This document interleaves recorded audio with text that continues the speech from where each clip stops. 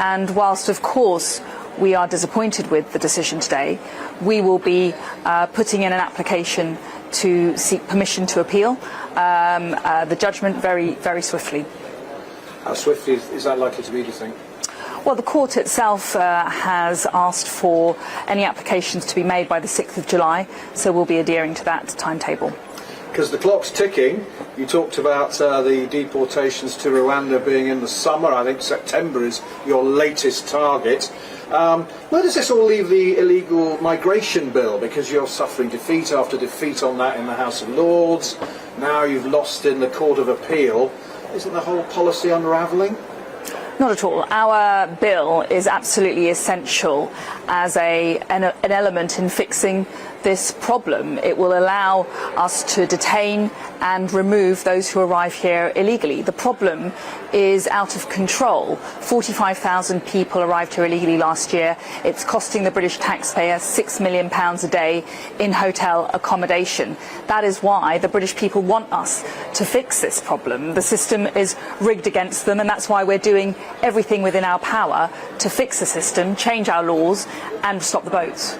It's your own department has said it's going to cost about up to £170,000 per asylum seeker to deport them. That's on top of the massive legal bills you're facing.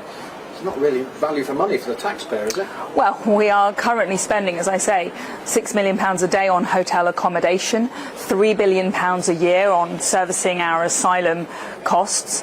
Those costs are unsustainable, and the Prime Minister and I have made it clear that we will do whatever it takes to stop the boats and fix this problem. The decision today, as I've said, is disappointing. We respectfully disagree with the court judgment, but it's important to note that there are some elements upon which we were successful in the decision, and that actually Rwanda, we believe, is a safe country. We have a groundbreaking, world-leading partnership with Rwanda. I've been to Rwanda very recently. I've seen the arrangements in place. There are robust assurances, there is independent monitoring. Rwanda has an extensive track record of supporting 100,000 migrants and refugees. So there are good grounds for progressing with this policy, and I have every confidence in it. Who do you blame for these setbacks? Is it lefty lawyers, the Labour Party, the House of Lords, or the Blob?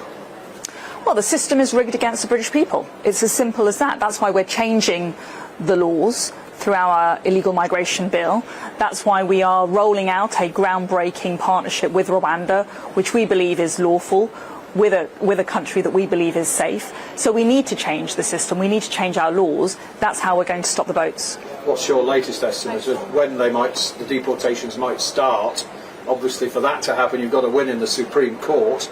What's your latest prediction of when those deportations might start? Well, we will defer to the timetable set by the courts. That is in their power, and we will abide by any timeline they set.